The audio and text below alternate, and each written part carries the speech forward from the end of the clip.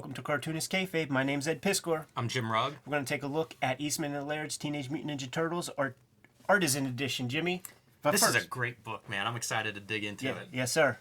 But first, you can find me at patreon.com/JimRugg. I'm showing Rambo 3.5 here, my mini comic from 2010.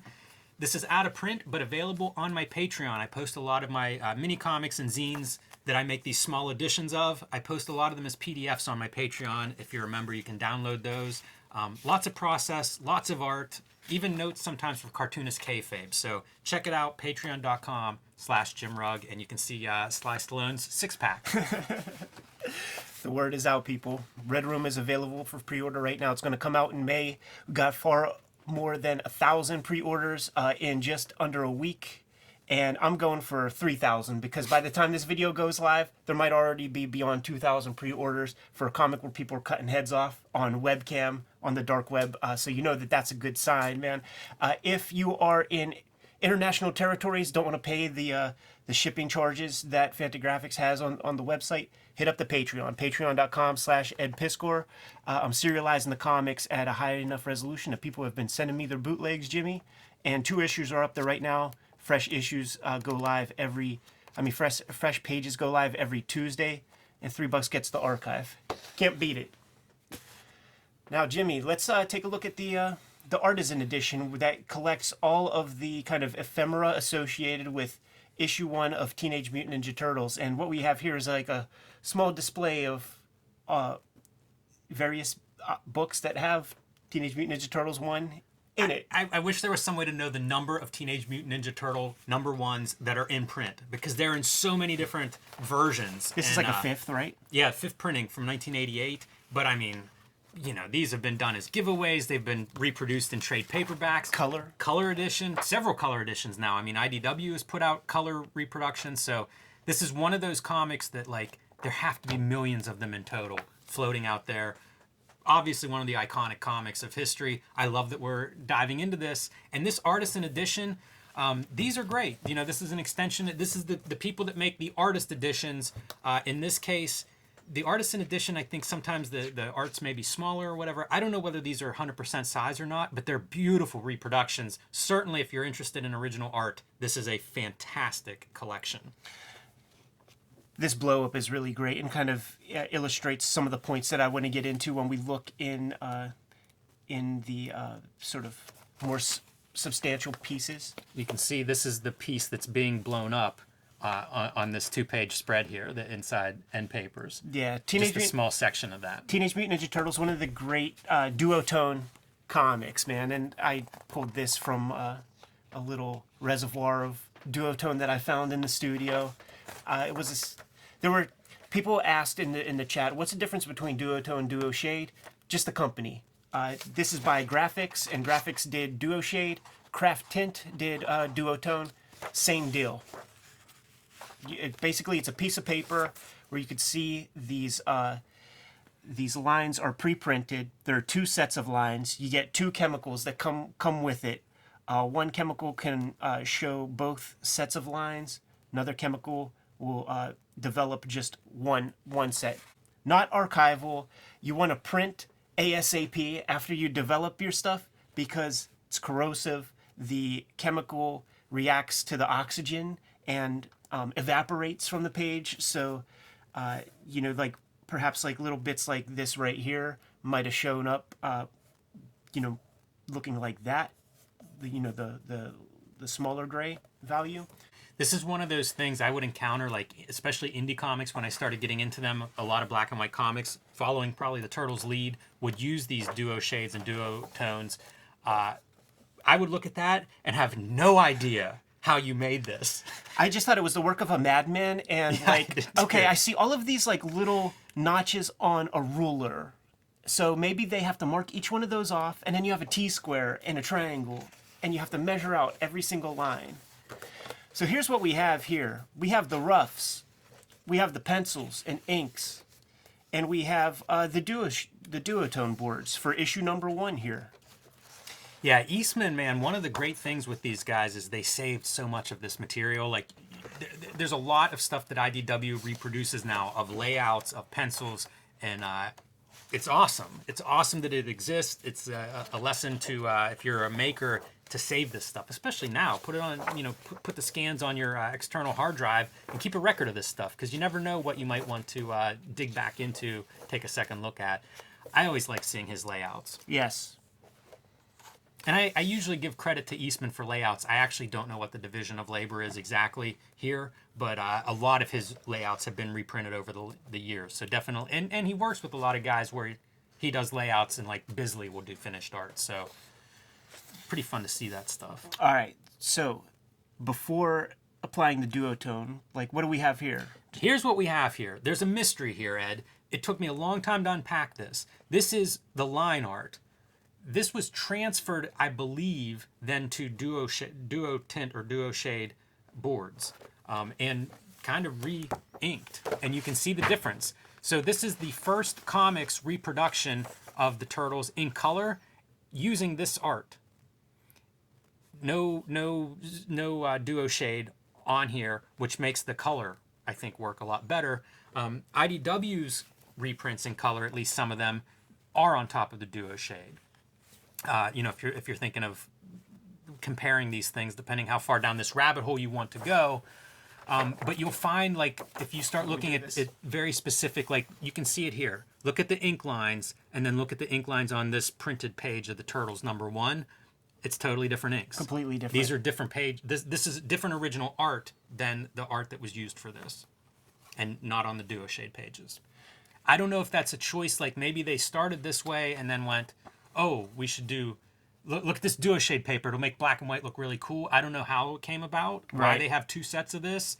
The IDW piece that I have that's reprinted is issue 3, and it's Duo Shade with the coloring on top of it, which isn't ideal in my opinion, but maybe this was just issue 1 that was done this way. I don't know the answer to that. Mystery solved. And you know what? It's not the answer Kevin Eastman gave us on the shoot interview. It isn't, but I don't know what other answer there is. Like, originally I thought they did this first and made scans of it or photocopies of it. And then they added the chemicals for your That's what he told Duo us. Shade. But if you look, there's no indication of those chemicals. And the Duo Shade is very expensive. I don't know if everybody noticed the price list in your examples there, Ed, but it's like $8 for a sheet back in the 80s. So pretty expensive for a couple of guys doing an independent black and white comic. I could see why you would do the finished piece, make sure it's exactly what you want, and then transfer it to the super expensive paper. Right. The Turtle Tails. Turtle Tails, Jimmy. It's so different to see them without the Duo Shade. Like it is. The black and white line art only, it's a different work. This is a piece that got digitized and put into the video game. Ah, yeah. There's a few of those images that look so iconic for that reason. The black blood.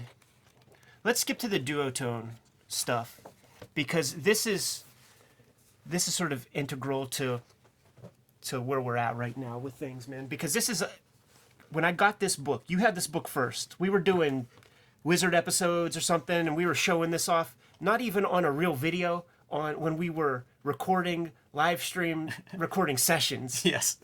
Like going meta and putting our nose to the page and checking this out. But what I love about these reproductions is you see that it's not the pure black line. Like, yeah, when this 4-color. When this would be translated to print, it was a binary proposition, black or white. Right.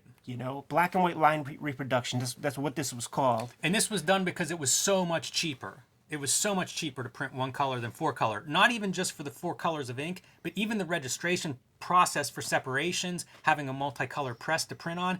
I wanted to do a 2-color cover at one point. The price for 2 colors versus 1 color was like double. It was astronomical to do it. So, the 80s, when the black and white explosion occurs, that's the reason. It is just way, way cheaper. The machinery that is necessary is much less technical and robust and inexpensive, comparatively speaking. Yeah, and even doing grayscale with ink wash, you got to get photo stats. Like, you got to go through the photo bureau to make to shoot all that.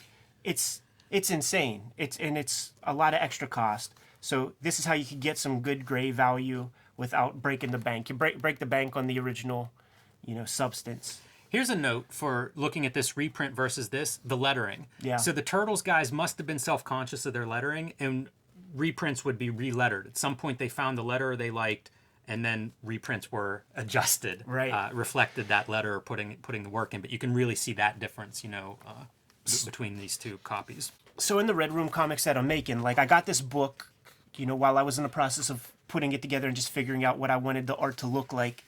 And I wanted to use Duotone. Like that was a staple of the Outlaw comics of the 80s. You would see this application, Dragon Chang. We'll make a video to show that sort of thing. But this is the approach that I found way more kind of tasteful in a way. Like you could have your solid black line of your figure and then just have like a kind of a sepia kind of tone underneath that kind of separates it. So like if you look on the cover, like you can kind of see it where I'm still using Duotone, the same process, but I'm separating the black line art of the figure with the Duotone that's about a 50% value underneath to try to approximate something a little bit like this. The paper's going to be a little off-white as well, right. Because, you on two hands with fingers left over, you could find cartoonists who can make the great black and white comics. Guess what, Jimmy? I ain't one of them. That's a great note. I came across that early in like reading about comics where guys who did black and white comics at a high level, where that would be talked about. And it was real eye-opening in that like you can do great looking comics in black and white, not everybody, right. But it can be done. And when we look at like Outlaw comics, when we look at Dragon Chang or old Turtles comics, they have the warmth, that sepia tone that you talk about. It comes through because of the newsprint that it's printed on. Now, if you want to do it, you do have to bring that in. You do have to bring that little bit of yellow or orange or texture of the paper. Just bump the values down. Yeah, like bump the black line down a touch, probably like 50%. And it creates like this really nice kind of subtler tone. Absolutely. And it doesn't overpower the black and white line, or you could see it, in places like that where it's almost like a pencil value or something. Very, very subtle. It really does add a textural quality. If you were to blow that out to just black and white, there's a flatness that comes up from it. There is, and sometimes that's great. Charles Burns comes to mind. Black Hole has that kind of value of where it is like hard black or white. Right, but when you get into these grays, then it becomes a dicey proposition. You don't know exactly how it's going to react to the paper that it's being printed on. And this they chose a weird craft tint for this is a very dark set of craft tint. And you can see the color really on this edge. It even shows up on the video. You can see how yellow that paper is. When you just look at the page, it's easy to see white. Yeah. But it's not white. It's not white. It's not white. You got to cut it with a little bit of something. But this is amazing. When you see stuff like this is Kevin Eastman applying the duotone, because his paintings even work like that. He just kind of like adds little noodles of color to get his thing and adds little noodles of duotone. It brings a lot of an organic quality to this stuff. Because I'm sure he wasn't exactly clear how it would print, how it would reproduce. Yeah, for sure. And look at this, man. They were just abusing the duotone, just having too much fun. It's a very captivating thing, and we'll do videos showing some duotone. Prepare a drawing and then do some it's very captivating to watch the grays, the lines show up. Easy to overdo. It's. Again, this Artisan edition is really nice for these qualities. Got to get your hands on it. Because a good copy of Teenage Mutant Ninja Turtles #1 looks totally different. Yes. What this translates into is just extremely different than what it looks like as an original. You can see how even this kind of flattens out despite having off-white paper. You still don't get all of the nuance that's in there. Yeah, for my money, this is a very pleasing way to read. Yes, it is. Teenage Mutant Ninja Turtles size. issue #1. We looked at Batman Year One not too long ago, and whatever the DC Archive Deluxe Absolute Edition, and right. it's close to this size. It's a little bit bigger than a comic book, not quite as big as a lot of the artist editions we look at. I find this size really good, and I think it's because I'm getting older. My eyes are getting older. But I like that slight oversize. Kayfabers, get your hands on the Teenage Mutant Ninja Turtles Artisan Edition before they all disappear. Who knows if it's in print or not? We got good deals on it, so I don't know how available they are these days, but at the time that we got it, it was a very reasonable price. So hopefully, if you guys are watching at home and want one of these, you can find one for that same deal. And it's Turtles, so I think those print in big numbers. But this is one of my favorites of my like artist edition type books. Absolutely, man. I keep it right next to the desk while I'm in my tonal process of my comic pages. And if you guys are messing around with, you know, zip screens or Duotone application, good thing to keep on hand for the same reasons. I'll throw this out to the Cartoonist Kayfabe world at large. Are there other artist editions you can think of that have really cool duo shade, duo tint paper? Because I dig looking at it. It's a neat reproduction. I wish there was a Dragon Chang. Wouldn't that be an awesome artist edition? Tim, you got the art or what? Yes. What do you say, Jimmy? Get out of here? Good for me. Kayfabers, like, follow, subscribe to the YouTube channel. Hit the bell. We'll notify you when new vids are available. What you got, Jimmy? Patreon.com/JimRugg. You can find some of my out-of-print mini comics and zines. You can find some of my art, some of my original art, process, notes, things of that nature. So patreon.com/JimRugg. We have link trees in the description below, and you go to mine, you're going to be able to pre-order Red Room issue number 1. It's going to be coming out in May. We got over 1,000 pre-orders as of this recording, but by the time this video goes live, maybe there's over 2,000 pre-orders, so we're on the road to 3,000 pre-orders before the book hits the stands.